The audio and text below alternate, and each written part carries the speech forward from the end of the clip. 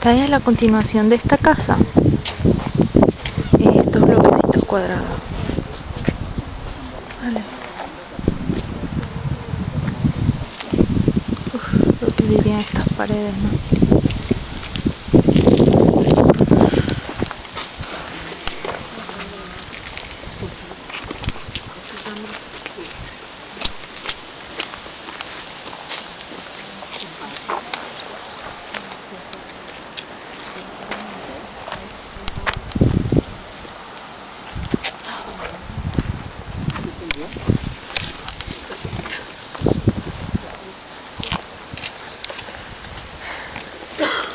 Vale. Pues bueno, como os decía antes, esta prisión contaba con 80 celdas, ¿vale? 80 celdas que se distribuían en estas tres salas que vemos aquí.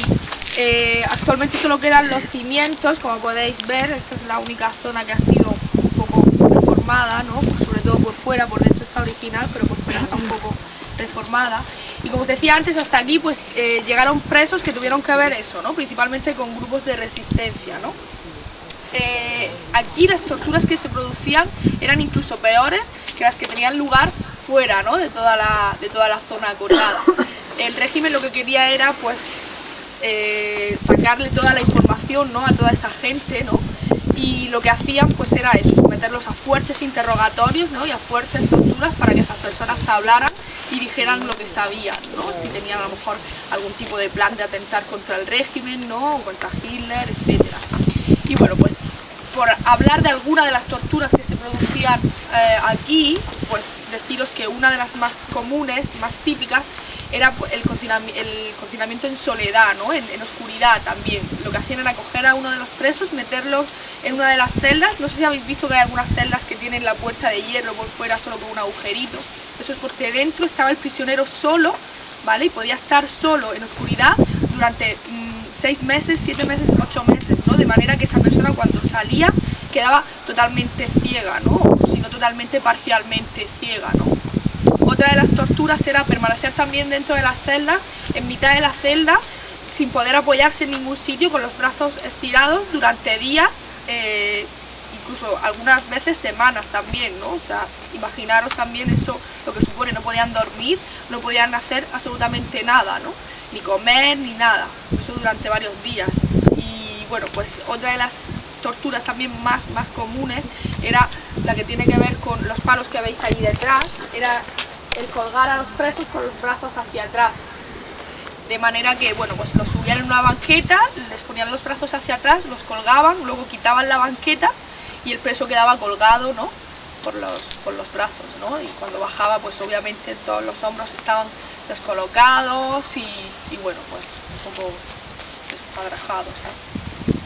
Siempre había un médico visualizando esas torturas, porque los guardias lo que no querían tampoco era que esa persona llegara a fallecer, ¿no? Querían seguir manteniéndola con vida, pues como os decía antes, para sacarle la máxima información posible.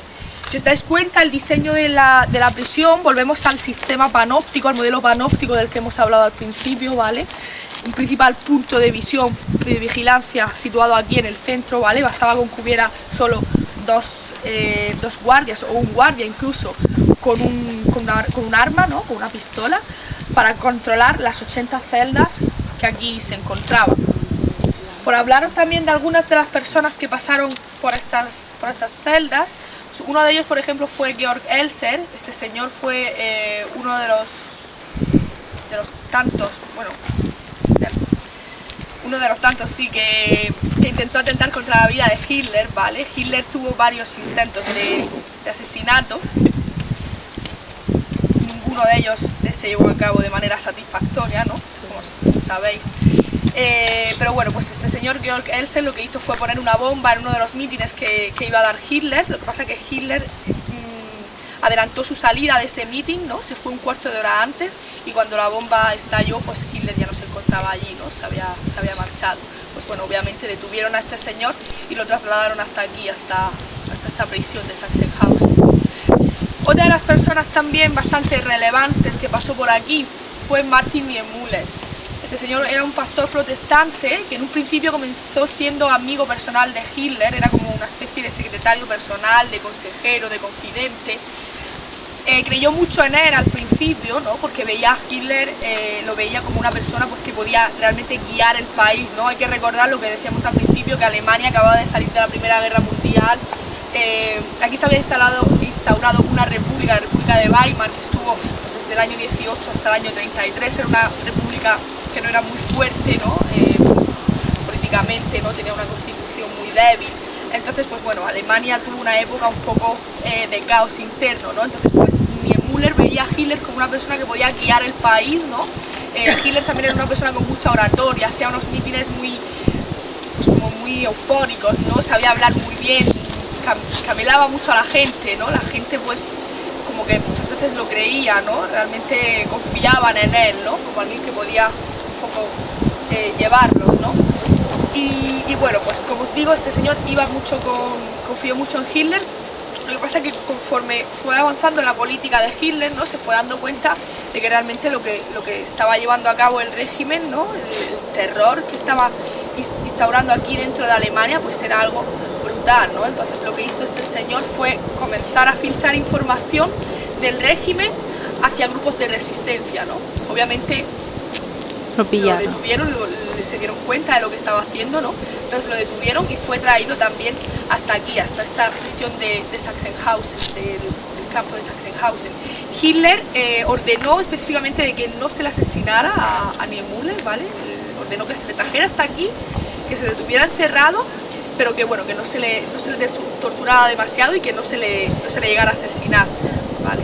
Y bueno, pues Niemöller escribió un poema que bueno, es bastante importante por lo que dice, ¿no? Es algo muy corto, pero que viene a relatar pues cómo el régimen fue actuando, ¿no? Como poco a poco se fue deshaciendo de todos aquellos grupos sociales, ¿no? Que ellos no consideraban, pues eso, de su nivel, ¿no? De su estatus.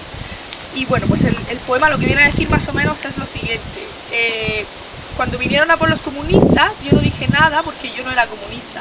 Cuando vinieron a por los sindicalistas, yo no dije nada porque yo no era sindicalista. Cuando vinieron a por los judíos, yo no dije nada porque yo no era judío. Cuando vinieron a por los católicos, yo no dije nada porque yo era protestante. Cuando vinieron a por mí, ya no quedaba nadie que pudiera decir nada. Este poema tan corto, él intenta, pues eso, ¿no? Demostrar cómo poco a poco el régimen fue deshaciéndose de todas aquellas personas, ¿no? Y trasladándolas a los campos de concentración, incluso asesinándolas, ¿no? De esta manera tan brutal, ¿no? Tan violenta. Ahora sí, salimos de aquí y ya nos dirigimos hacia la cocina, ¿vale?